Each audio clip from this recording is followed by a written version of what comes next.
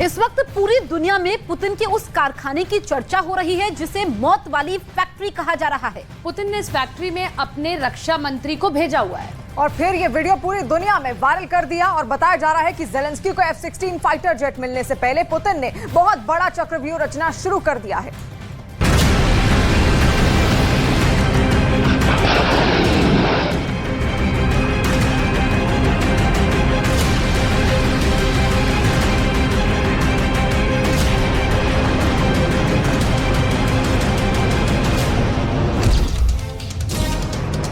Screen पर पहली बार रूस का सबसे खतरनाक हथियार। ये हथियार कैसे तैयार हो रहा है, ये हथियार कितने बड़े पैमाने पर तैयार हो रहा है, ये सब देखकर पुतिन के दुश्मनों के होश उड़ जाएंगे। स्क्रीन पर पहली बार S-400 एयर डिफेंस सिस्टम की फैक्ट्री देखिए। ये यूक्रेन के युद्ध में सबसे बड़े हमले की तैयारी है। कह सकते हैं कि ये नाटो के खिलाफ सबसे बड़ी जंग के लिए रूस तैयार बैठा है। स्क्रीन पर पहली बार देखिए S-400 की मिसाइल कैसे बन रही है। एक तरफ लॉन्चर और दूसरी तरफ मिसाइल। इन तस्वीरों में बहुत मसाला है। इन तस्वीरों को आप पुतिन की ताकत का सबसे बड़ा शो कह सकते हैं। पुतिन के इस खुफिया फैक्ट्री को देखकर अमेरिका के भी होश उड़ गए हैं। बाइडेन ने अपनी फैक्ट्री से रिपोर्ट लेनी शुरू कर दी है। बाइडेन को भी यकीन नहीं आ रहा कि पुतिन की मिसाइल फैक्ट्री में इतनी तेजी से काम चल रहा है। इसकी बहुत बड़ी वजह है पुतिन ने अब जो मांगा है उन्हें मिला है। पुतिन ने टैंक मांगा, रूस की सेना को टैंक मिला। पुतिन ने ड्रोन मांगा, रूस की सेना को ड्रोन मिला। पुतिन ने मिसाइल मांगी, रूस की सेना को मिसाइल मिली। इन हथियारों के साथ पुतिन ने यूक्रेन में बड़ा कहर मचाया है। बड़े बड़े शहर आज रूस के मिसाइल हमलों के रोज टारगेट बन रहे हैं। और जमीनी ऑपरेशन के लिए भी जब पुतिन ने ज्यादा फौज मांगी तो रूस में फौरन नई भर्ती शुरू हो गई। पुतिन ने जो मांगा है पुतिन को वो मिला है।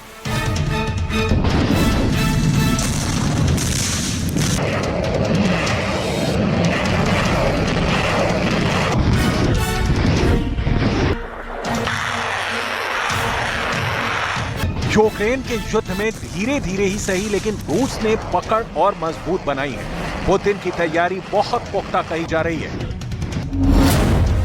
अब पुतिन की हथियार वाली फैक्ट्री 24/7 काम कर रही है, जिसमें दिन रात ऐसे हथियार तैयार हो रहे हैं जो रूस को वर्ल्ड वॉर लड़ने में भी मदद करेंगे। ऐसा दावा पश्चिम देश की मीडिया का भी है, क्योंकि अब पुतिन को ज़ेलेंस्की की तरफ से खतरा बहुत बड़ा है। यूक्रेन को F-16 मिलने जा रहा है तो दूसरी तरफ नाटो के फाइटर जेट भी रूस से लड़ने को तैयार हैं।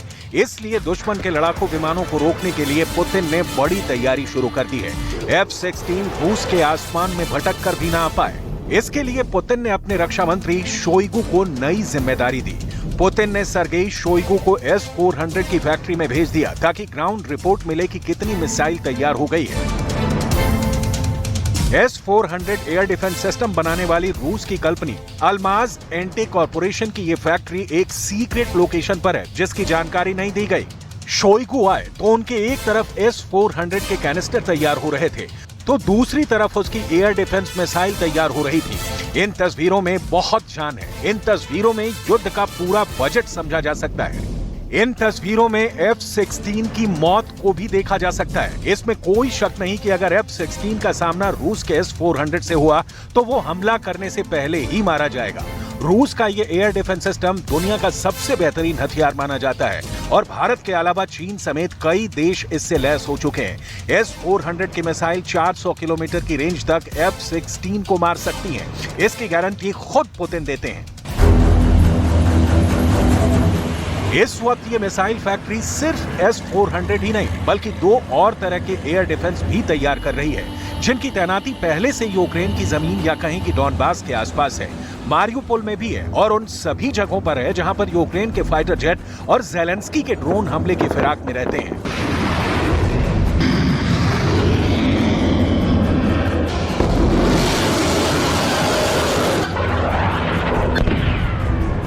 यहाँ S-400 के अलावा S-300 और S-350 एयर डिफेंस सिस्टम भी तैयार हो रहा है।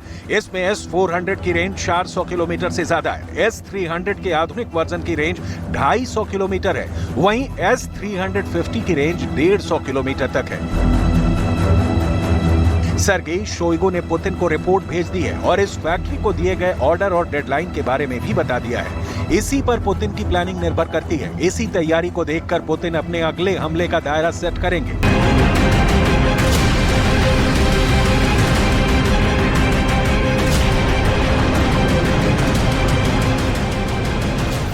S-400 मिसाइल डिफेंस सिस्टम मौजूद वक्त में दुनिया की सबसे सटीक एयर डिफेंस प्रणाली है। यह आसमान से घात लगाकर आते हमलावर मिसाइल को पल भर में तबाह कर देता है। इसकी तैनाती के बाद दुश्मन पहले ये सोचता है कि हमला करना है या नहीं, क्योंकि इसके सामने कोई हथियार नहीं टिकता और यही वजह है कि लंबी युद्ध की आशंका को देखते हुए रूस ने इस मिसाइल का उत्पादन बढ़ाने का फैसला किया है।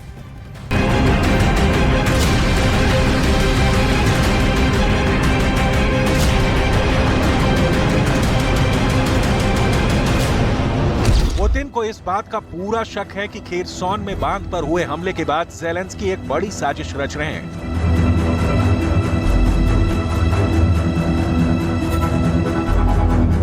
और वो जवाबी हमले के नाम पर मॉस्को पर फिर से अटैक की तैयारी कर रहे हैं। ज़ेलेंस्की के फाइटर जेट से लेकर उनके ड्रोन को मॉस्को तक आने से रोकने की तैयारी कैसी है, इसे समझने की जरूरत है। रूस का बॉर्डर ही नहीं, खास कैपिटल सिटी मॉस्को को बचाने के लिए बहुत ही पुख्ता एयर डिफेंस जोन बनाया गया है। इसमें सबसे बाहरी सर्कल को S-500 एयर डिफेंस सिस्टम बचाता है, जो विमान ही नहीं परमाणु बैलिस्टिक मिसाइल को भी रोक सकता है। इसके अंदर का दायरा S-400 एयर डिफेंस सिस्टम देखता है, जो मिसाइलों के साथ स्टेल्थ फाइटर को भी ट्रैक करके मार गिरा सकता है। इसके अंदर का दायरा बुक एयर डिफेंस सिस्टम और पांचसिर S-1 देखते हैं। ये दोनों पॉइंट एयर डिफेंस सिस्टम है। 2022 में युद्ध के बाद 2023 में पुतिन ने अपनी हथियार फैक्ट्रियों को दिन दूना रात चौगुना काम करने का आदेश दिया है और इसमें वो कामयाब भी हुए हैं। पुतिन की हथियार फैक्ट्री देखिए, इसमें टैंक भी बन रहा है, इसमें मिसाइलें भी तैयार हो रही हैं, इसमें ड्रोन भी बन रहे हैं और इसमें बम और गोला बारूद भी तैयार हो रहा है। इस फैक्ट्री में एक बड़े मिशन मोड पर काम चल रहा है। पुतिन यहाँ जरा भी देरी नहीं चाहते। पुतिन यहाँ हफ्ते के 7 दिन और दिन के 24 घंटे काम करवा रहे हैं। पुतिन का दावा है कि रूस का हथियारों वाला गोदाम हमेशा पूरी कैपेसिटी के साथ भरा रहेगा। पुतिन का कहना है कि फौज को जो पसंद है, फौज जिस हथियार से बेहतर तरीके से लड़ सकती है, उसे वही सप्लाई किया जाए। इसलिए जब यूक्रेन के युद्ध में ज़ेलेंस्की नए-नए हथियार दिखा रहे हैं, तब पुतिन उन आधुनिक वेपन सिस्टम को बहुत ही तैयारी के साथ खत्म भी करते जा रहे हैं। इसमें कोई शक नहीं कि ज़ेलेंस्की के लॉन्ग रेंज वाले हथियारों ने रूस को बहुत ज्यादा नुकसान पहुंचाया है। रूस का रक्षा मंत्रालय ऐसे ऑपरेशन के वीडियो भी जारी कर रहा है जिसमें यूक्रेन के लंबी दूरी के हथियारों को तबाह किया गया है। इस ऑपरेशन में रूस ने सुखोई 25 फाइटर जेट के साथ कमोव 52 भी इस्तेमाल किए हैं, जिनकी हवाई बमबारी में ज़ेलेंस्की के कई अड्डे उड़ गए हैं। तो पुतिन ज्यादा दिन तक युद्ध कर पाएंगे और फिर यूरोप पर भी चढ़ाई मुमकिन है। पुतिन जानते हैं कि हथियारों का प्रोडक्शन थमा और गोला बारूद कम तैयार हुआ तो रूस का युद्ध और उनका नाटो के खिलाफ एजेंडा औंधे मुंह गिर जाएगा। पुतिन को अपने हथियारों की फैक्ट्री की पल पल की अपडेट चाहिए। पुतिन की नजर फैक्ट्री के उत्पादन पर है। पुतिन की नजर हथियारों की लॉन्चिंग और उससे थर्राते यूक्रेन के शहरों पर भी है। पुतिन नहीं चाहेंगे कि उनका प्रोडक्शन रेट गिरे। वो नहीं चाहेंगे कि हथियारों की फैक्ट्री खामोश पड़े। पुतिन नहीं चाहेंगे कि यूक्रेन पर उनके हमलों की रफ्तार थमे। पुतिन इस वक्त बहुत गुस्से में है। Касается и самого вооружения, которое должно постоянно, непрерывно совершенствоваться и оставаться эффективным. Для этого, повторю, важно обеспечить активную конкуренцию производителей и разработчиков. पुतिन के सामने चैलेंज छोटे हथियार तो हैं ही, रूस को तो नाटो से भी मुकाबला करना है और इसके लिए उसकी तैयारी अव्वल दर्जे की होनी चाहिए।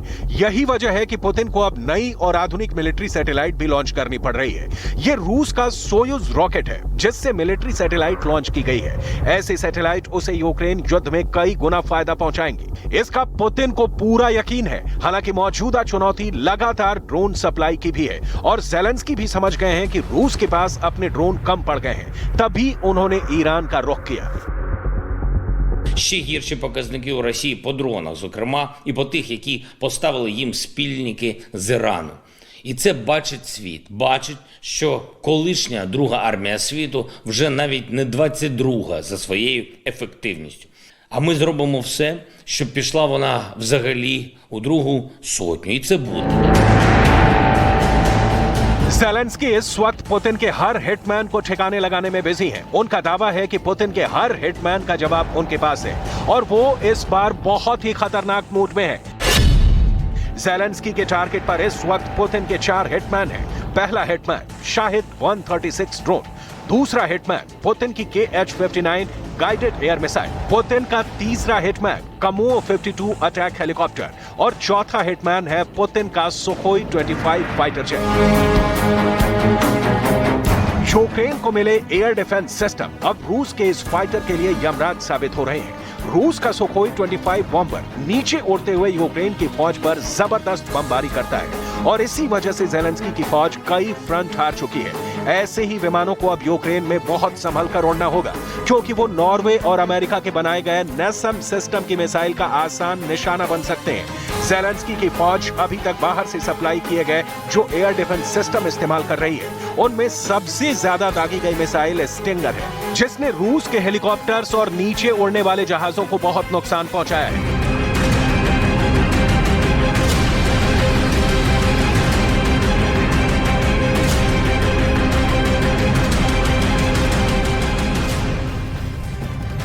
युद्ध के मैदान से बड़ी खबर आ रही है। यूक्रेन की सेना ने रूसी सेना पर हमला किया है। हमले में रूस की सेना को भारी नुकसान का दावा किया गया और हमले में भारी मात्रा में गोला बारूद नष्ट करने का दावा है। इसके साथ ही रूस की सेना का एक तोपखाना भी तबाह होने का दावा किया गया है। इस वक्त की सबसे बड़ी खबर हम आपको बता रहे हैं। यूक्रेन ने रूस की सेना पर हमला किया है, जिसमें रूस को काफी ज्यादा नुकसान पहुंचा है। हमले में भारी मात्रा में गोला बारूद नष्ट होने का दावा किया गया है और दावा यह भी है कि रूस की सेना का एक तोपखाना भी तबाह हो चुका है।